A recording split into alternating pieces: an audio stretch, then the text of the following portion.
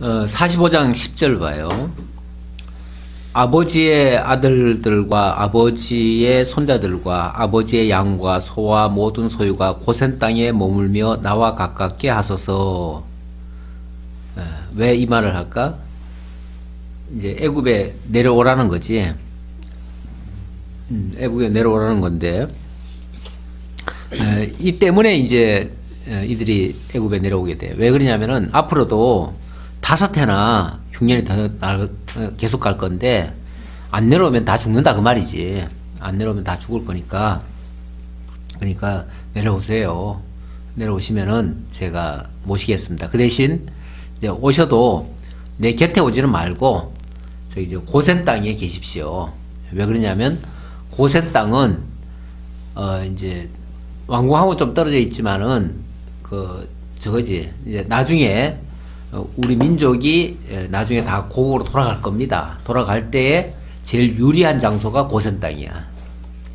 그러니까 거기 살다가 거기는 또 목초지도 있고 하니까 우리는 또 양치는 게 원래 주업인 사람들이니까 우리는 거기서 살다가 이제 고향으로 돌아갈 생각을 하고 이제 살으라 그 말이지. 그래서 고센 땅을 그렇게 이제 제시를 했지. 그러니까 그냥 단순히 내려오는 게 아니고 애굽에 내려와야만 되는 이유가 있고 또 내려왔다가는 다시 돌아가야 되는 또 이유가 있어.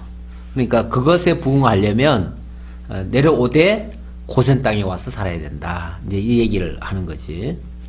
자, 그렇게 해서 드디어 내려오도록 이제 조치를 하고 이제 그 아버지를 모시려니까 아버지 모실 만한 그 뭐라고 할까 그 대열 이제 질문이 있는데 고센 땅 그러니까 이스라엘은 그 언약을 알고 있지만 이 요셉은 어렸을 때 팔려서 이렇게 왔잖아요. 근데 요셉도 그 이스라엘의 민족이 다시 고향으로 돌아가게 된다는 언약을 알고 있어요. 요셉이 많이 알고 있다고 봐야 돼. 왜냐면 나중에 요셉이 자기 뼈를 가지고 올라가라고 그러지. 가지고 올라가라고 그러면서 반드시 우리 민족은 올라갈 겁니다. 다시 돌아갈 겁니다. 돌아갈 때에 내 해골을 가지고 올라가세요. 아니 그걸 요셉이 알게 되는 내용을 확인할 수가 없어서. 물론 확인할 수는 없지만 요셉은 처음부터 꿈을 통해서 하나님의 계시를 계속 받은 사람이야. 그래서 해달 별들 뭐 이렇게 절하는 거 이런 거까지도 다 받고 그게 하나님의 뜻이라는 거 알고 지금 아까 얘기하는 거 봐.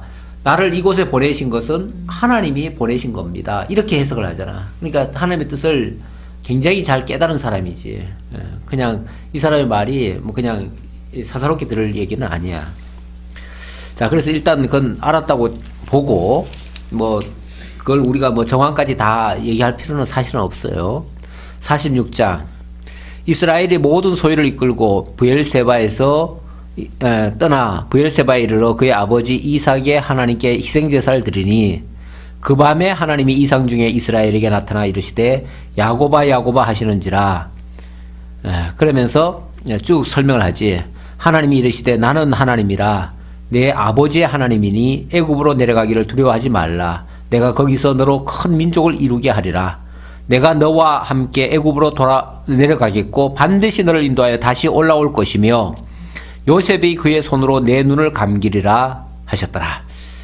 하나님이 앞으로 어떻게 일정이 이루어질지 그들의 그 여로를 다 미리 알려주셔.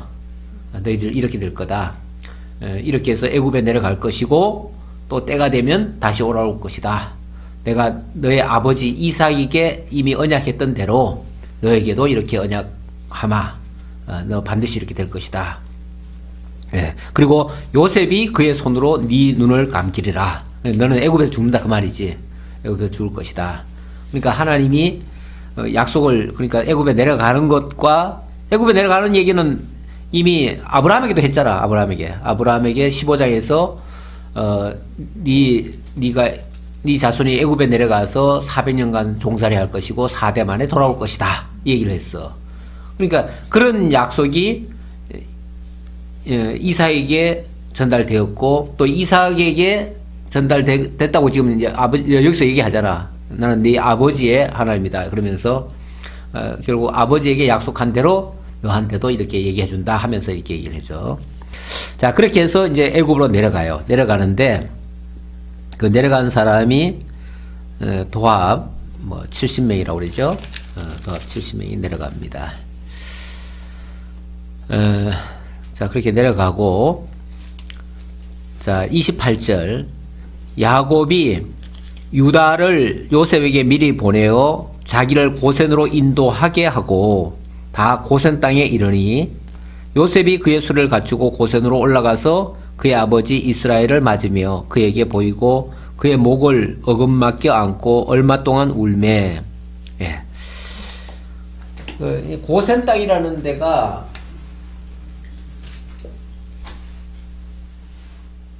여기쯤이라고 볼 수 있을 거예요. 그러니까 이제 여기 있으니까 여기서 이제 올라가기 쉽잖아. 그래서 이제 바로 올라가기 좋으라고 여기 있는 거지. 이걸 설명을 하셔야 될 것 같은데 처음 보는 친구를 위해서. 이게 뭔지 몰라? 처음 세계. 이게 지중해 연안이고 지중해 연안이고 이렇게 해서 이제 이게 지금의 터키고 이게 소아시아 지역이고 여기 애굽이고 여기가 이제 가나안 땅, 여기 가나안 땅이에요. 가나안 땅이고 여기 이제 갈릴리, 여기 사해바다, 여기 바다야 바다, 여기 사해바다, 이건 홍해. 지금의 이쪽이 요르단, 사우디아라비아 뭐 이렇게 되죠. 그리고 여기가 가나안 땅이에요. 여기가 가나안 땅. 그러니까 원래 여기 지금 살다가 지금 여기 내려가는 거지. 여기 내려갔고 여기서 이제 다시 이제 나중에 올라온다 그 말이지. 근데 요 가운데에 이게 광야가 있어요.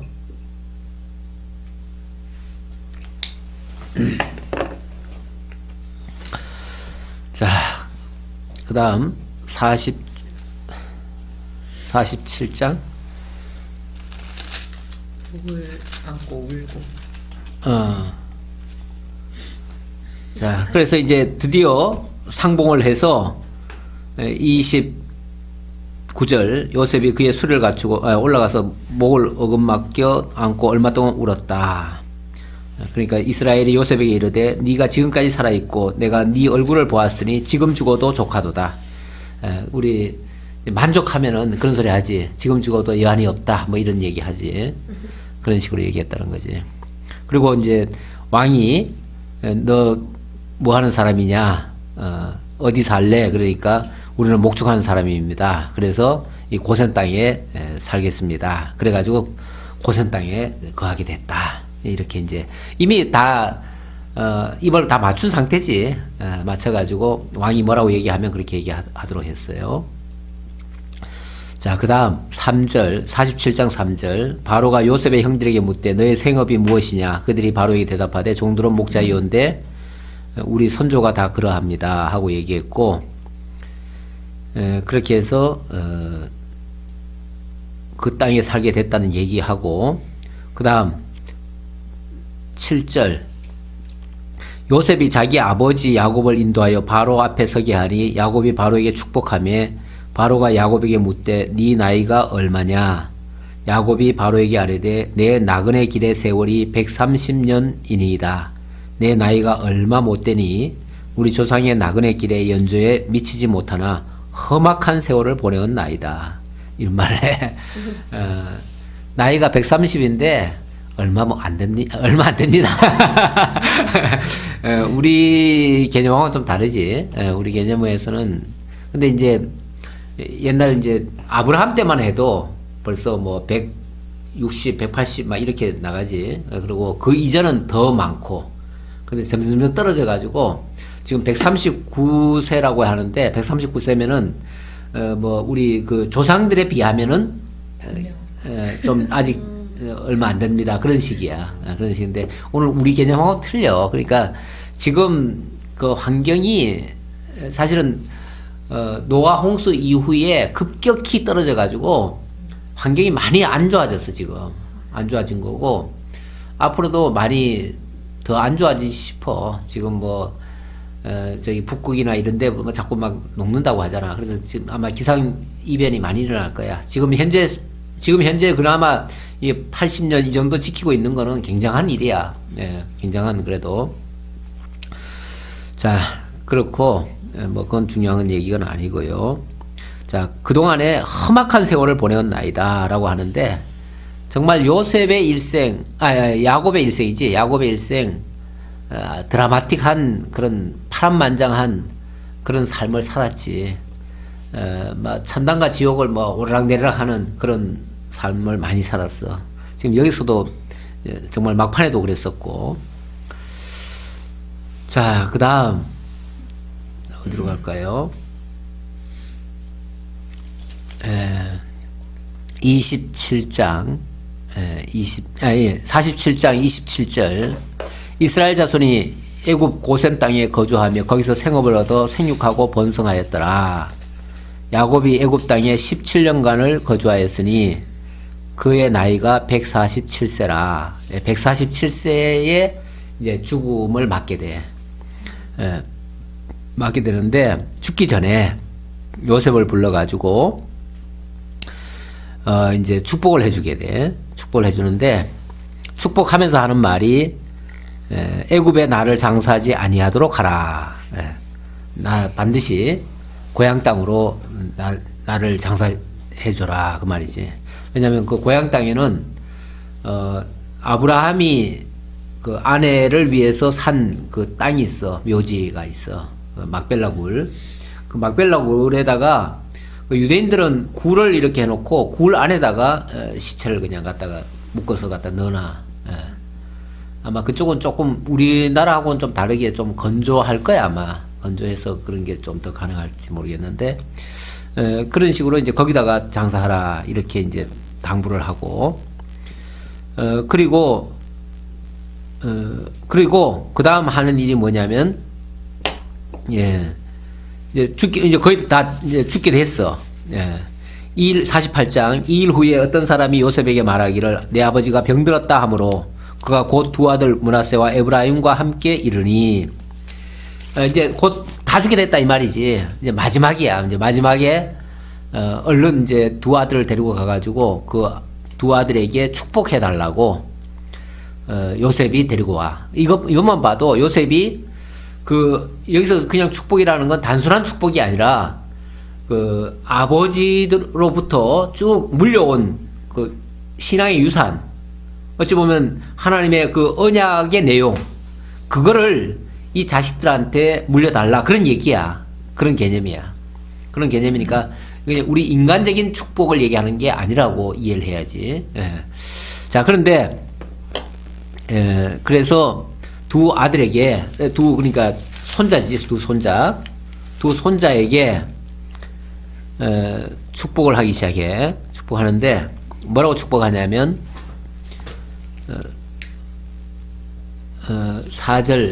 3절부터 봐야 되겠네. 요셉에게 이르되 이전에 가나안 땅 루스에서 전능하신 하나님이 내게 나타나사 복을 주시며 내게 이르시되 하나님이 루스 그 베델이라고 하는 곳 거기서 하나님이 내게 복을 주셨는데 언약을 하셨는데 그 언약의 내용을 다시 한번 언급을 해. 그러니까 이게 그냥 단순한 복이 아니라 하나님의 언약을 계승하는 거지 이게. 그렇지? 언약 계승하는 거야. 계승하는데 복을 주시며 내게 이르시되 내가 너로 생육하고 번성하여 내게서 많은 백성이 나게 하고 내가 이 땅을 내 후손에게 주고 영원한 소유가 되게 하리라 하셨느니라. 하나님이 이거 지금 애굽 땅 얘기하는 게 아니야. 가나안 땅을 얘기하는 거지. 이 가나안 땅 여기에 이제 여기에 이제 루스가 있어. 예를 들어서 베델이 있어. 베델이 있으면 여기서 하나님이 약속을 했다는 거야. 그러니까 결국 이 지역을 하나님이 주시겠다고 나한테 약속을 했다. 생육 번성 땅을 정복하고 다스리도록 여기서 했다. 이건 바로 나라야, 나라. 지금 방금 말한 게 그게 나라의 3요소잖아. 그러니까 결국은 이곳에다가 하나님이 나라 세우시겠다고 나한테 약속했다.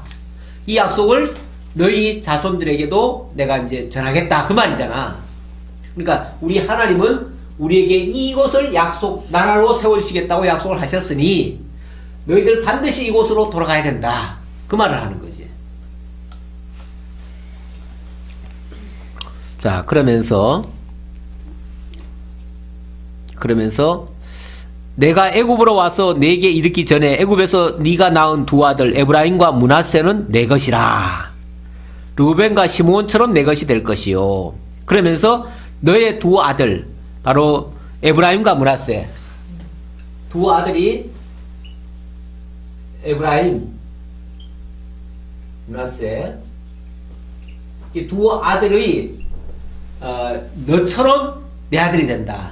어찌 보면 요셉은 애굽에 내려가 가지고 애굽의 자식이 되어버렸지. 그렇지?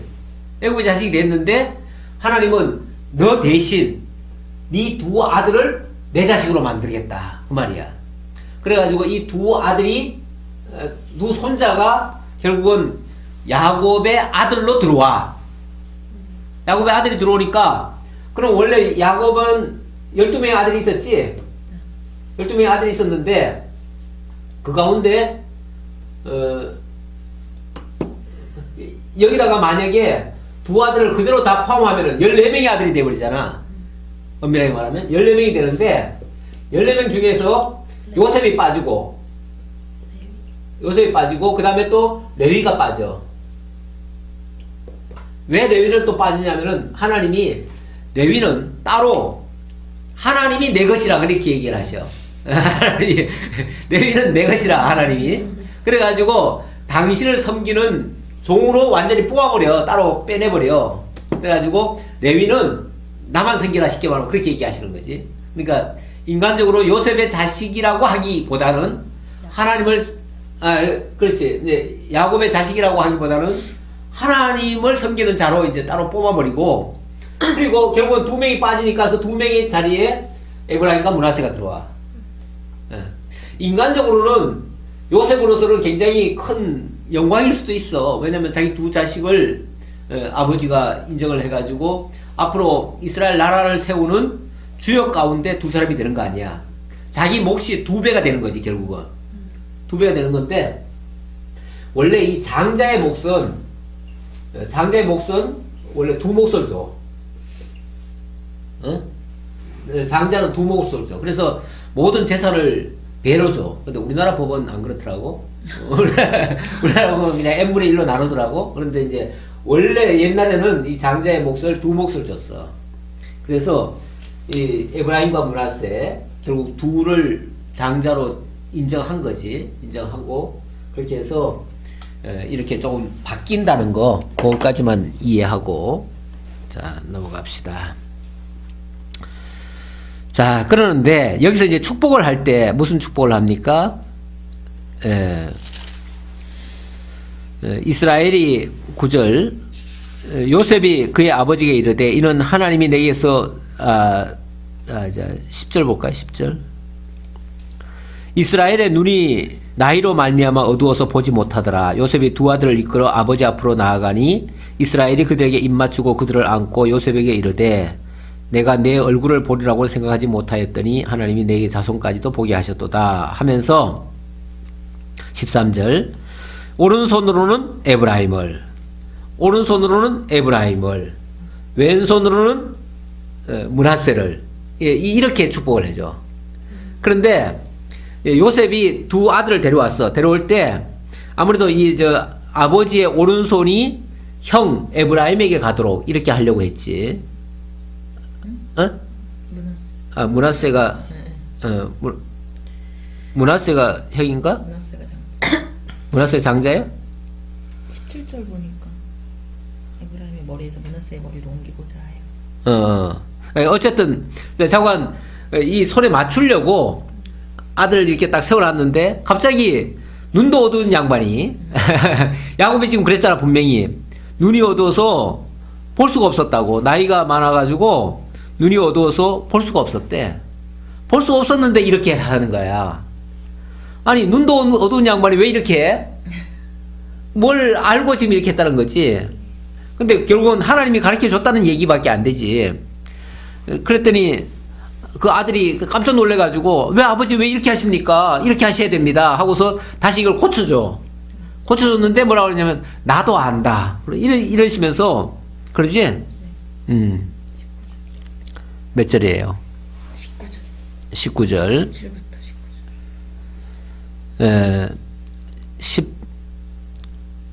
18절 봅시다. 그의 아버지에게 이르되 아버지여 그리 마옵소서 이는 장자이니 오른손을 그의 머리에 얹으소서 하였으나, 그러니까 오른손을 장자한테 얹으라고 했는데도 불구하고 그의 아버지가 이르되 그의 아버지가 허락하지 아니하여 이르되 나도 안다 내 아들아 나도 안다. 그도 한 족속이 되며 그도 크게 되려니와 그의 아우가 그보다 큰 자가 되고 그의 자손이 여러 민족을 이루리라. 이렇게 얘기를 해요.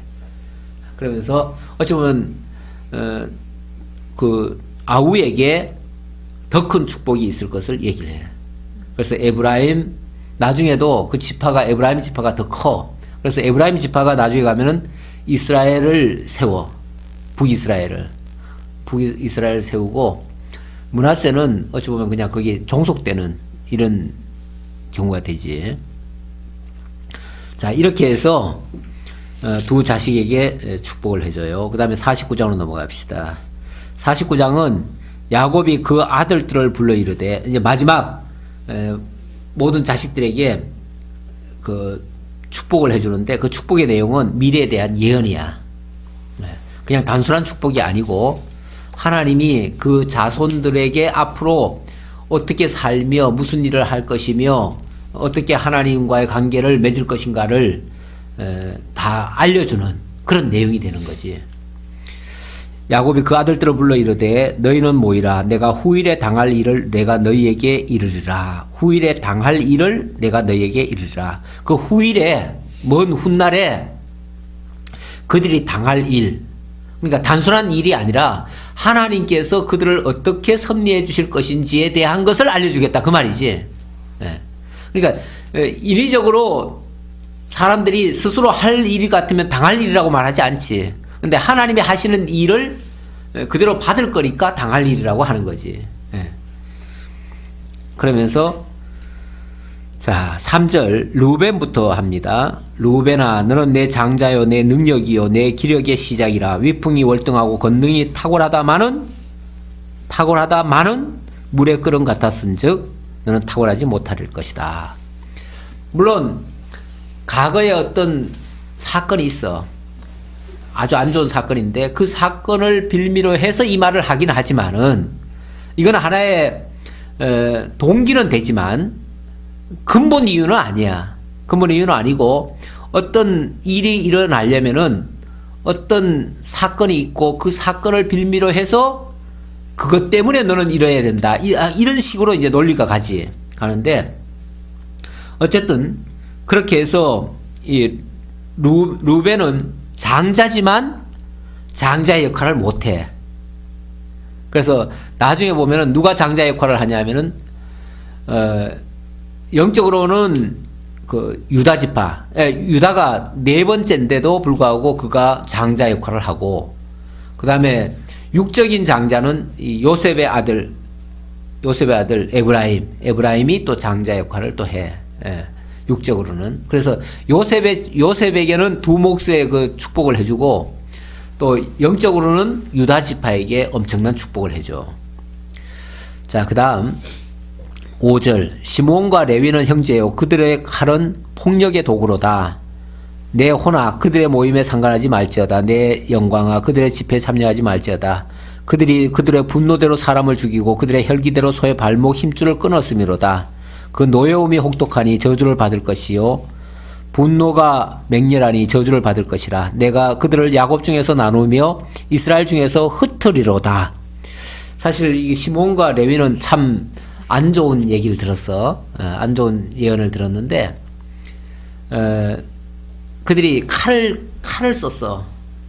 그 이제 디나 사건 때 그 복수한답시고 그냥 칼 들고 가가지고 세겜성 사람들 다 죽여버렸어. 그것 때문에 야곱이 일생 중에서 가장 어떻게 보면 긴장하고 물론 뭐 다른 사건도 많이 있겠지만은 그때 엄청나게 두려워했어. 두려워했고 너희들이 나를 두렵게 이렇게 했다. 그래가지고 우리가 쫓기는 자가 되고 이제 우리 다 죽게 생겼다. 막 그러면서 굉장히 원망스럽게 얘기했는데 어쨌든 그걸 빌미로 예언하기를 너희들은 이제 이 칼 때문에 저주를 받을 것이다. 그래서 너희들에게는 기업이 따로 없을 거다.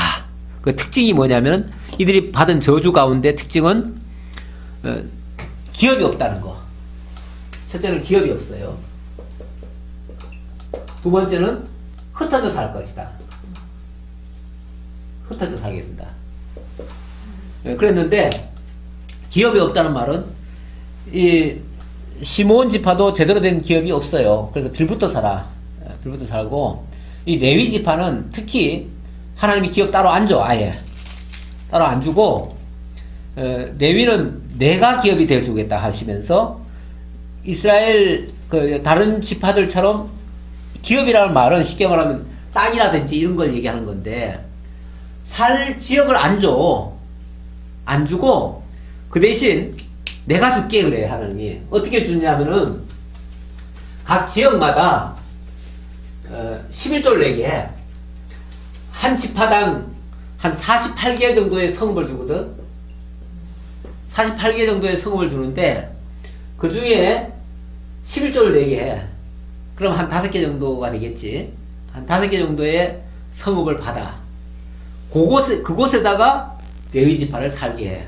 그러니까 레위 지파는 결국은 12조각이 나는 거야. 한 곳에 모여 사는 게 아니라 12지역에 흩어져 살아야 돼. 그러면서 또 왜 이렇게 흩어지게 하냐면은 각 이 지역마다 도피성이라는 게 있어.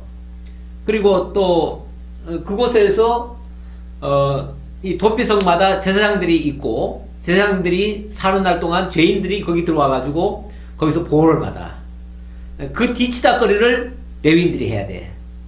그러니까 레위인들이 하는 일이 어찌 보면 별로 좋은 일은 아니야.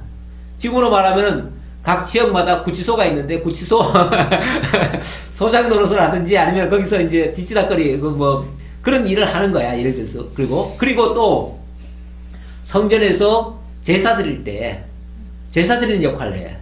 제사 드린다는 게 우리가 뭐 아유 하나님께 제사 드리니까 얼마나 영광스럽고 거룩하고 좋겠어 이렇게도 생각할 수 있지만 제사 드리기 위해서 하는 일이 뭐냐면 맨날 소 잡고 양 잡고 돼지 잡고 그런 일을 해. 그 일이 뭐냐면은 우리나라식으로 말하면 그게 백정이야. 그렇잖아. 맨날 소 잡고 양 잡는 게 백정이잖아. 백정이 하는 일이야. 그리고 맨날 그 죄를 이렇게 동물에게 전가시키고 이런 일을 해. 그러니까 사실은 그게 물론 그래 하나님 앞에는 그렇게 해야 되는 건 맞는데 굉장히 거북한 일이지. 아니 솔직히 맨날 소 잡고 양 잡아봐 얼마나 지겹겠어. 나는 그 막 맨날 그 정육점에 그 뻘건 거 보면 나는 어떨 때는 별로 안 좋아. 그 사람들은 그 고기가 맛있을까 싶어. 맨날 그 만드는 사람은. 그건 이제 여담이고. 어쨌든 레위 지파가 이래가지고 기업이 따로 없다는 거. 그리고 결국은 흩어져서 살게 된다는 거. 이게 어찌 보면은 저주 같은 모습이야. 저주 같은 모습인데 뭐. 결국은 하나님은 그걸 통해서 또 당신이 또 영광을 받으시니까 하나님 편에서 봤을 때는 어느 게 더 좋고 더 나쁜 건 없어요. 하지만 각 개인들로 봐서는 그런 어려움이 있다는 것을 얘기하고 이거는 일종의 예언이라는 거 말하고 그 다음에 8절 유다야 너는 내 형제의 찬송이 될지라. 유다에 대해서는 그냥 첫 마디부터 굉장히 좋은 말이지. 모든 형제들이 너를 찬송할 거다 그 말이야. 너를 드높일 거다 그 말이지. 그러면서 내 손이 내 원수의 목을 잡을 것이요 내 아버지 아들들이 내 앞에 절하리로다. 손이 원수의 목을 딱 목덜미를 잡고 모두가 다 무릎을 꿇고 이렇게 되니까 제일 높은 자리, 제일 권세 있는 자리, 이 목을 잡는다는 거는 권세를 지었다는 얘기야. 거기다가 또 다 엎드린다고 하니까 그 앞에 제일 높은 자리에 올라간다는 얘기야. 결국 왕이 된다는 얘기야. 그래서 유다는 사자 새끼로다. 내 아들아 너는 움킨 것을 찢고 올라갔도다. 그가 엎드리고 웅크림이 수사자 같고 암사자 같으니 누가 그를 범할 수 있으랴. 이 사자도 원래 동물의 왕이라고 그러잖아. 동물의 왕인데 그 사자가 다른 동물들을 그냥 그렇게 찢어버리고 막 삼키고 이런 일을 하지. 그렇게 왕이 되려면 그렇게 하는 거야. 원래 왕은 엄청난 피를 흘려 원래. 무수한 사람들을 죽이고 그래야 권력을 다 차지해. 그래야 그 권력 앞에 다 무릎 꿇어. 인간적으로 말하면 왕도 불쌍해. 맨날 피비린내나는 그런 전쟁을 해야 되고 그런 거야. 그냥 소시문으로 사는 게 제일 편해. 어쨌든 그래도 유다 지파가 어찌 보면 그런 악역에 합당한 사람인가 봐. 그래서 그렇게 얘기를 한 거야.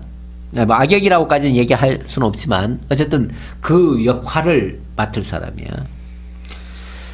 자, 그러면서 규가 유다를 떠나지 아니하며 통치자의 지팡이가 그 발 사이에서 떠나지 아니하시기를 실로가 오시기까지 이르리니 그에게 모든 백성이 복종하리로다. 자, 여기 규가 뭐지?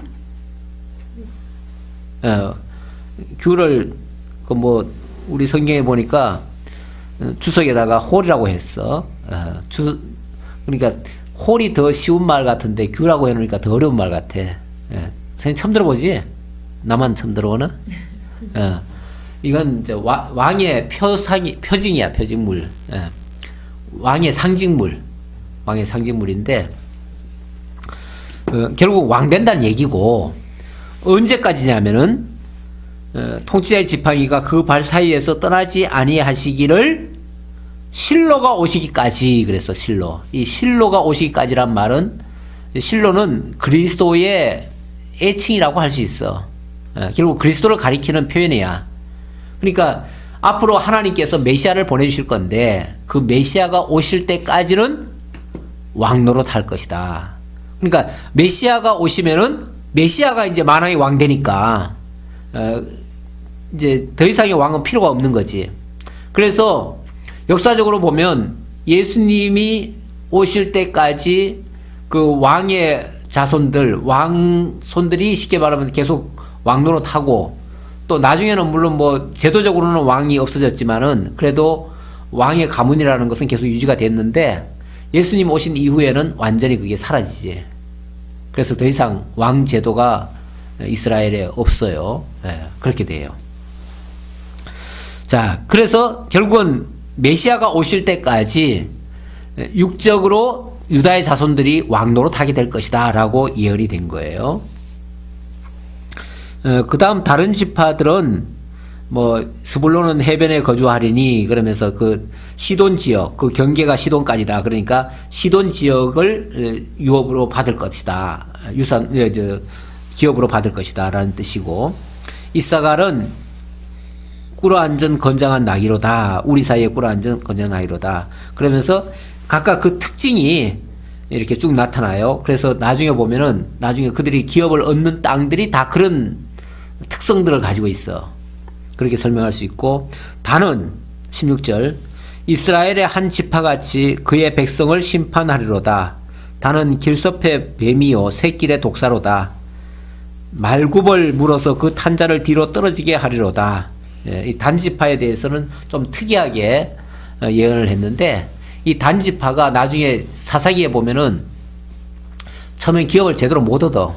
물론 하나님이 주신 기업이 있는데 그 기업을 차지를 못하다 보니까 여기저기 떠다니다가 다른 그 레위 지파 사람을 좀 괴롭히기도 하고, 그러다가 자꾸 북쪽으로 올라가고 나중에는 어디로 갔는지 모르는데 어떤 학자들은 우리 그 문화를 연구하고 하는 그런 학자들은 그 단지파가 우리나라에 왔다 그래. 그래가지고 우리 조상이 누구지?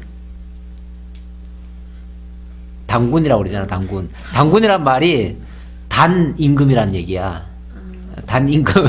그래서 단군이 바로 그 단지파를 얘기하는 거다. 그렇게 말하는 사람도 있어요. 있는데 그건 학설이다 보니까 사실인지 아닌지는 잘 모르겠어. 그런데 아리랑 아라리요 아리랑 고개를 넘어간다. 그 말이 뭐냐면 그 알이랑이란 말이 그 사람들의 주장이에요. 이건 내 얘기가 아니고 알이란 말이 원래 히브리어로 하나님이란 말이야. 하나님. 이랑은 함께라는 뜻이야. 그러니까 하나님과 함께 고개를 넘어가. 무슨 고개냐면 그 천산산맥이야. 그러니까 이제 천산산맥을 넘어서 우리나라까지 왔다는 거야. 근데 그 고개길이 너무나 힘들고 그런데 하나님과 함께 해서 그 고개를 넘었다. 그래서 그 아리랑 노래가 하나님과 함께 우리 민족이 이동한 그 이야기를 담은 스토리가 들어있다는 거지. 그 아리랑 속에. 근데 그들의 그 주장을 들어보면 참 그럴듯해요. 그리고 우리나라에 이 과거 유적들이 많이 발견됐는데 그 유적들 속에 보면 히브리어 글자가 많이 나와요. 많이 나와. 그래서 우리나라 민족 가운데 히브리 혈통이 있다는 거. 원래 같은 셈족이야. 셈족인 건 맞고, 그건 확실한 거고. 근데 실제 그 히브리족이냐라고 했을 때, 그거는 이제 그럴 수도 있고 아닐 수도 있다는 이제 반반의 의견인데, 나는 어느 정도의 근거는 좀 있다고 봐요. 전혀 그거 부정할 일은 아닌 것 같아. 왜 그러냐면 우리나라 문화 속에 이 히브리어, 특히 이 성경에 출애굽기나 이런 데 보면은 뭐 제사 제도 같은 게 많잖아요. 특히 뭐 문설주에 피를 바른다든지 이런 거. 우리는 직접 문설주에 피는 안 바르지만 동짓달에 뭐예요? 팥죽, 붉은 걸로 이렇게 뿌리고, 뿐만 아니라 제사행위. 이 제사행위도 사실은 그 제사의 의식 같은 그 순서 같은 것들이 구약 성경의 이 제사 제도에서 많이 따왔다고 볼 수 있어요.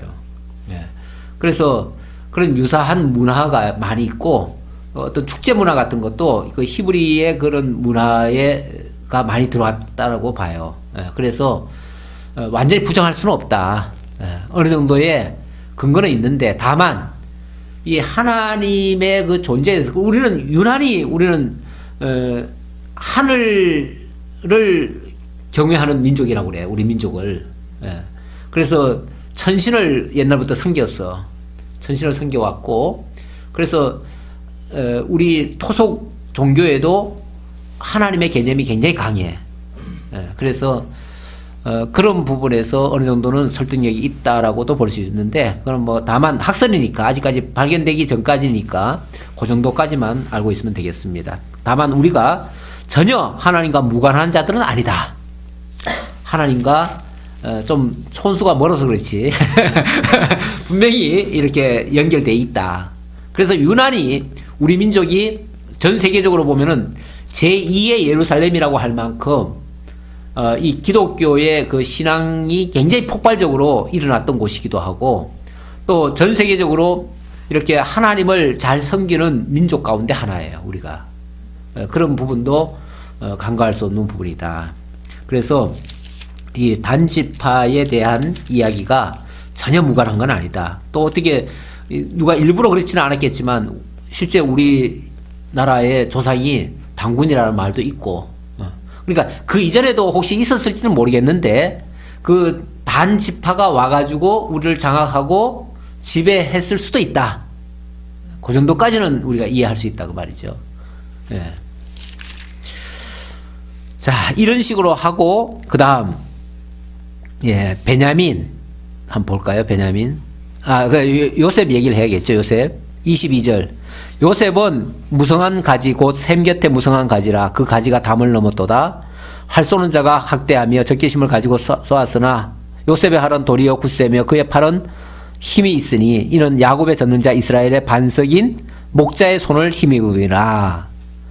여기 이 요셉 지파를 축복하면서 거기서 이스라엘의 반석인 목자의 손을 힘입으리라 했는데, 여기 사실은 먼저 성경에는 이스라엘의 반석인 목자가 난다 뭐 이렇게 표현되어 있어요. 근데 이 말 때문에 그럼 여기서 왕이 온다는 얘기인가 이렇게도 이해할 수 있는데, 그거 아니고 이 요셉 지파에서 나중에 에브라임 자손이죠. 요셉 지파 에브라임 자손에서 누가 나오냐면 바로 여호수아가 나옵니다. 그래서 여호수아가 이스라엘 민족을 이끌고 약속의 땅 가나안을 들어가죠. 그래서 이스라엘의 목자가 돼요. 쉽게 말하면 이스라엘의 목자가 돼서 그 여호수아가 이스라엘의 목자가 되고 이스라엘 민족을 구원하는 구원자가 돼요. 구원자. 그리고 그 여호수아라는 말에서 나오는 말이 그게 예수아, 여호수아, 호세아, 예수아 하다가 결국은 예수. 신약에는 이제 헬라어로 바뀌는데 헬라어로 바뀌었을 때는 이에수스 이렇게 말해요. 이에수스 하는데 그걸 이제 영어로 했을 때 이에수스를 갖다가 이제 제수스 이렇게 얘기하죠. 그래서 예수라고 이제 우리는 번역을 했는데 원래는 예수스 또는 예수아라고 번역하는 게 맞아요. 그래서 히브리인들 중에 예수를 믿는 사람들은 예수라고 하지 않고 예수아라고 그래요. 예수아. 그 말이 더 적절한 말 같아요. 어쨌든 거기서 목자가 나온다는 거 얘기하고요. 그 다음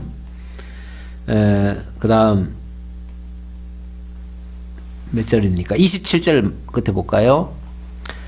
베냐민은 물어뜯는 일이라 아침에는 빼앗은 것을 먹고 저녁에는 움킨 것을 나누리로다 그랬는데 이 베냐민은 물어뜯는 일이래요. 이제 인간적으로 보면은 요셉의 동생이었잖아요. 그래서 곱게 자란 것 같아. 왜냐하면 아버지가 너무 그냥 귀하게만 자란 것 같아요. 근데 귀하게 자란 자식일수록 버리장머리가 없어요. 지밖에 몰라. 지가 중심이야. 우주의 중심이 자기인 줄 알아. 귀하게 자랐으니까. 그러니까 그런 자식이 이제 물어뜯는 이리 같은 행동을 좀 하는 거야. 그래서 이게 나중에 보면은 그 사사기에 보면은 무슨 일이 있죠? 베냐민 지파가 사사기에 보면은 그 기드온 사람들이 거기 사는데 그 누구죠? 저 사람들을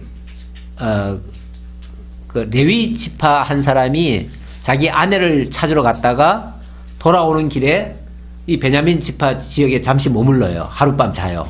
자는데 그날 밤에 그 아내가 겁탈을 당하고 결국은 죽으니까 그 레위 지파는 원래 칼잡이잖아. 칼잡이니까 자기 아내를 갖다가 12토막을 내. 12토막을 내가지고 그 12토막을 12지파에게 보내. 이놈들이, 이 베냐민 지파 놈들이 이렇게 내 아내를 이렇게 욕보이고 이렇게 괴롭게 죽게 만들었다. 이 참상을 알라 하고 고발한 거지. 고발하니까 11지파가, 베냐민만 빼고 11지파가 그냥 다 모여들어가지고 저런 놈은 응징해야 된다, 죽여야 된다 그랬어. 그러면서 그 범죄한 사람들 잡아와라. 그 사람들만 처벌하면은, 그 사람들을 너희들이 처벌하면은 용서해 주마 그랬더니 우리는 우리 기도원 사람들을 보호하겠다. 그러면서 너희들과 싸울지언정 못 내주겠다. 그런 거야. 그래가지고 11지파와 베냐민 지파가 전쟁이 붙었어. 전쟁이 붙었는데 처음에는 11지파가 엄청나게 패했어. 오히려. 왜냐면 그들은 너무나 용맹한 사람들이야. 이 베냐민이 제일 원래 막내 지파인데도 불구하고 거기에 용사가 뭐 600명의 전사들이 있어가지고 그 사람들이 그냥 뭐 너무나 전쟁을 잘해가지고 11지파를 상대로 전쟁을 했는데도 매번 승리했어. 2번이나 승리했어.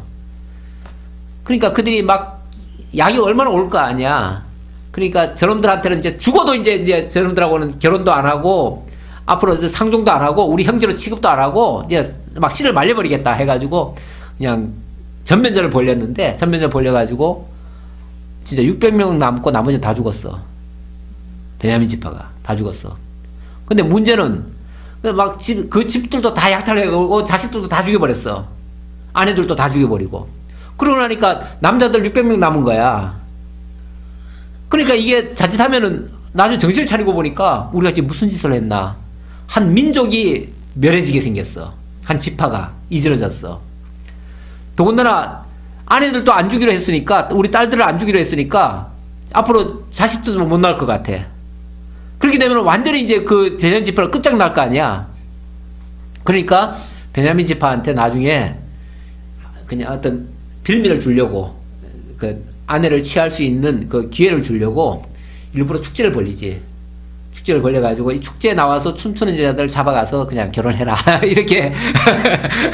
왜냐면 자기네들 맹세를 했기 때문에 정상적으로는 줄 수가 없어요. 그 대신 보쌈해가지고 하는 거는 좋다. 우리 눈 감아주고 막 그런 거야. 그래가지고 데려가가지고 자식을 낳아가지고 그래서 그 베냐민 지파가 유지가 된 거야. 그래서 살긴 살았지만 아주 못된 제일 약하면서도 어찌 보면 나중에 그래서 숫자는 제일 적어졌어요. 숫자는 제일 적어졌고 그럼에도 불구하고 여기서 나중에 사울이 나오고 나중에 그 사도 바울도 이 베냐민 지파야. 근데 이제 사울 같은 경우가 어찌 보면 또 그 가장 약한 지파에서 나와가지고 또 왕이 된 적이 있지. 근데 그 왕이 돼가지고 백성들을 엄청 또 괴롭혔지. 예. 뭐 그냥 어떻게 보면 다윗도 얼마나 그냥 물어뜯는 일이처럼 진짜 그렇게 했어. 예. 그런 짓을 하는 지파가 돼버렸어. 그래서 아마 이 물어뜯는 일이라는 표현은 그런 식으로 이제 나중에 응했다라고 볼 수 있어요. 자, 그리고 나서 이제 야곱은 죽죠. 야곱은 죽어서 가나안 땅 마므레 앞 막벨라 굴에 장사됩니다. 자, 그리고 50장입니다. 요셉이 그의 아버지 얼굴에 굽으려 울며 입맞추고 그 수종들은 의원에게 명하여 아버지의 몸을 향으로 처리하게 하며 의원이 이스라엘에게 그대로 해서 거기서 이제 나온 것이 뭐냐면 미라입니다. 미라. 향 넣어가지고 부패하지 않게. 왜냐하면 오랜 시간 동안 장사를 치러야 되는데 그래야 무려 한 40일간 장사 치르나요? 그렇게 되죠. 70일간? 향이 40일. 70일 동안 또 애곡하고. 어쨌든 향으로 처리하는데 40일 걸렸어요. 그러니까 이 40일 동안 미라를 만든 거야. 온갖 방부제 같은 거 넣어가지고 향으로 처리해가지고 시신을 해가지고 그래서 이제 거기 가나안 땅까지 70일 동안 애곡하면서 장사를 치렀어요. 그리고 뭐라고 얘기합니까? 5절 우리 아버지가 나로 맹세하게 하여 이르되 내가 죽거든 가나안 땅에 내가 파놓은 묘실에 나를 장사하라 하였나니 나로 올라가서 아버지를 장사하게 하소서 내가 다시 오리이다.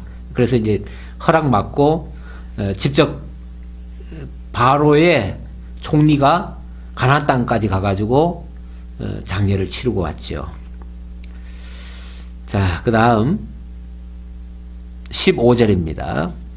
요셉의 형제들이 그들의 아버지가 죽었음을 보고 말하되 요셉이 혹시 우리를 미워하여 우리가 그에게 행한 모든 악을 갚지는 아니할까 하고 그래서 핑계를 대고 거짓말을 하지.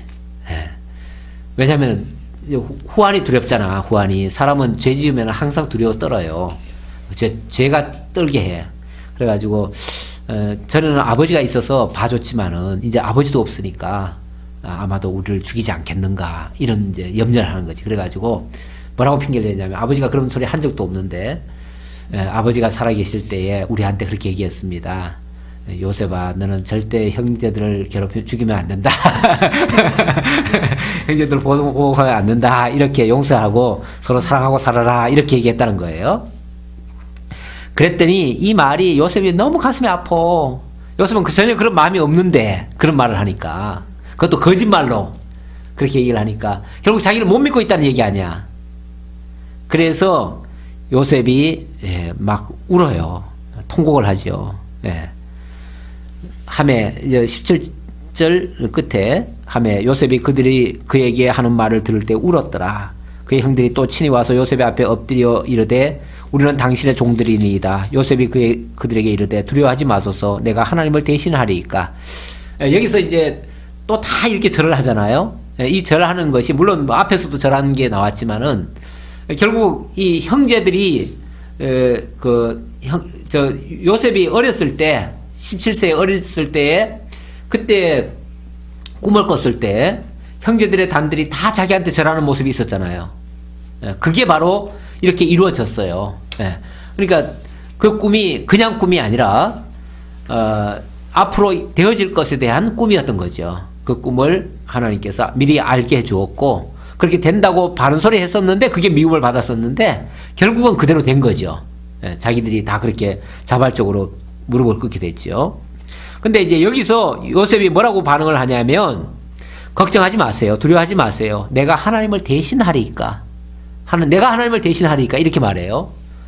이 말은 무슨 소리냐면 우리 하나님이 그렇게 말씀하셔요. 나중에 보면 원수 갚는 것은 내게 있으니 내가 갚으리라.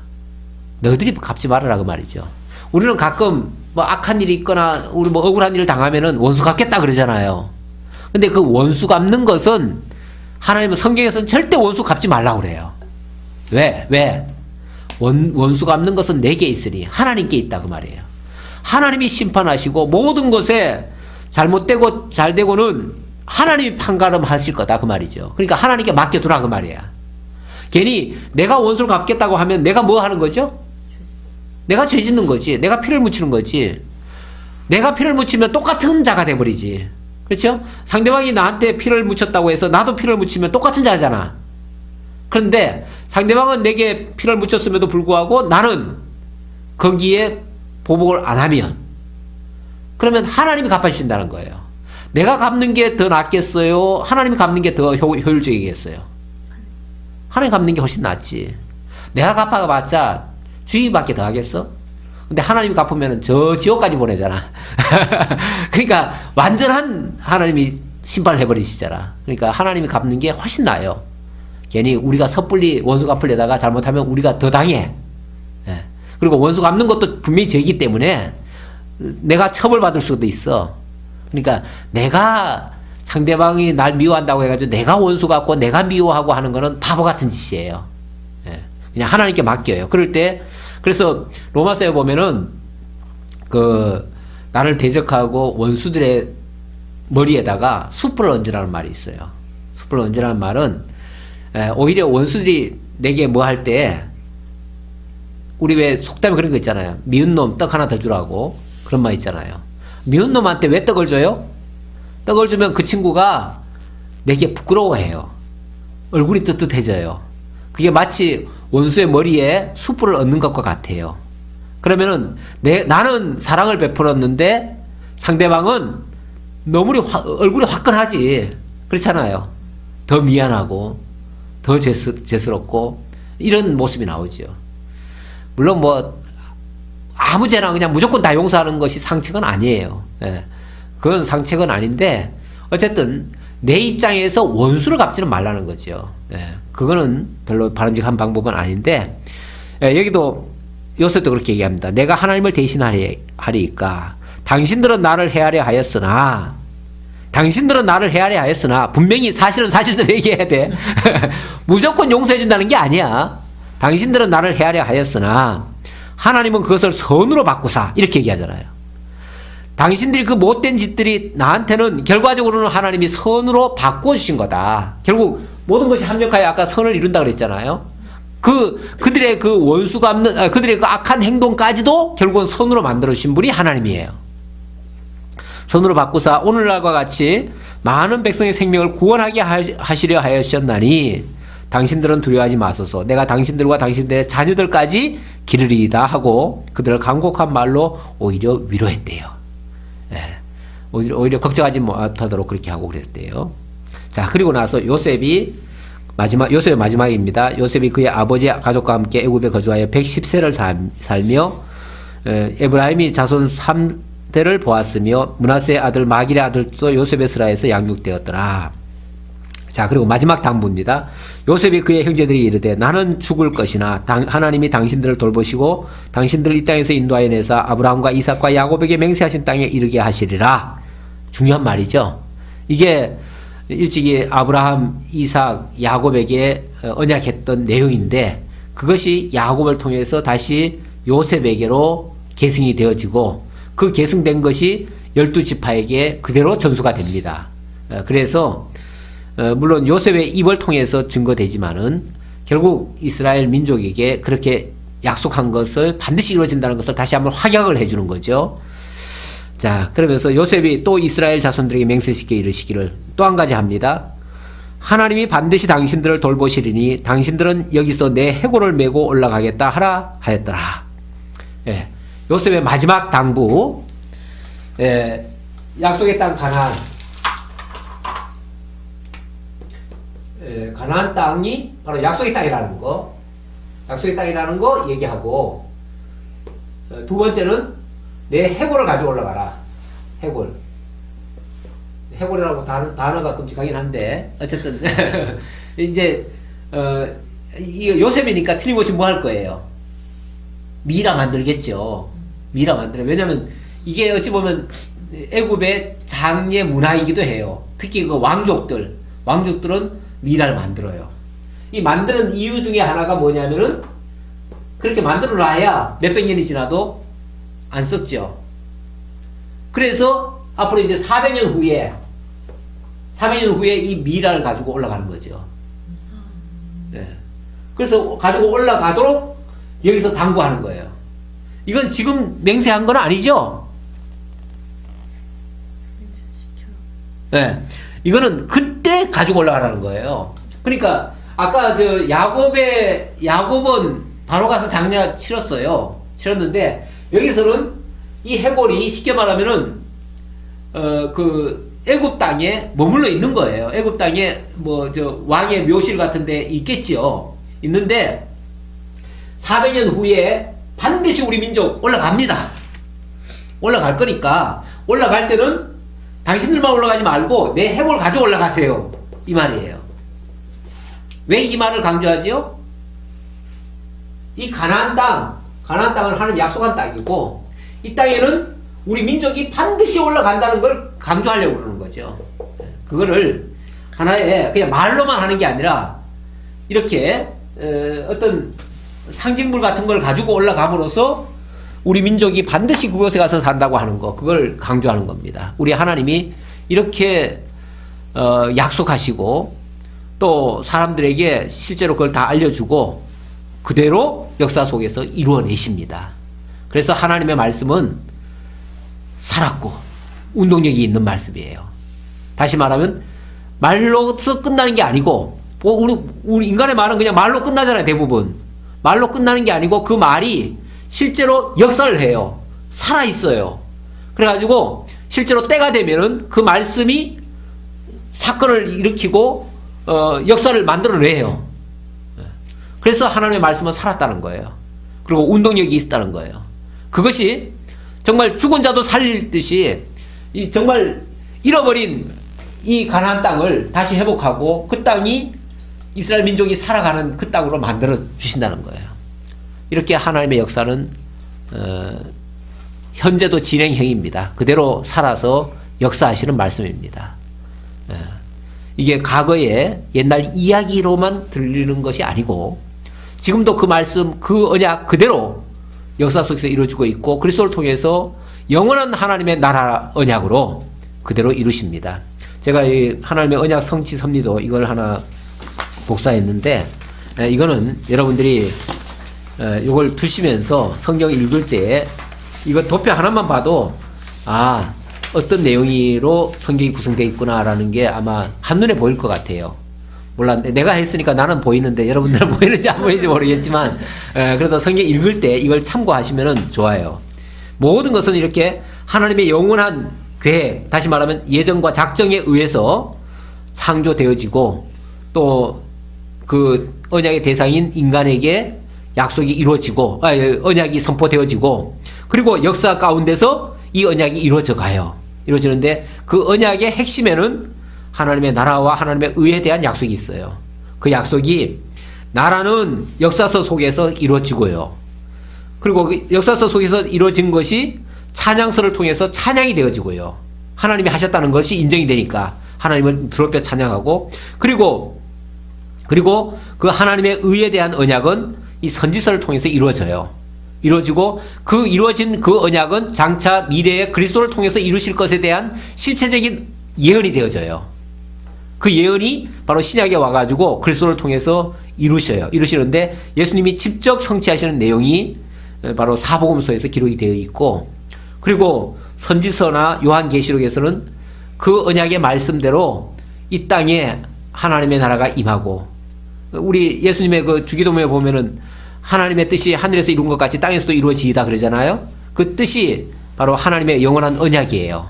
그 언약이 이 땅에서 하나님의 교회로 세워지고, 그 안에서 하나님의 택한 백성들이 생산되어지고, 그래서 그들을 통해서 하나님의 나라로 완성이 되어져 가고, 그들을 또 그 안에 참여할 자들을 거룩하고 의롭게 만들어요.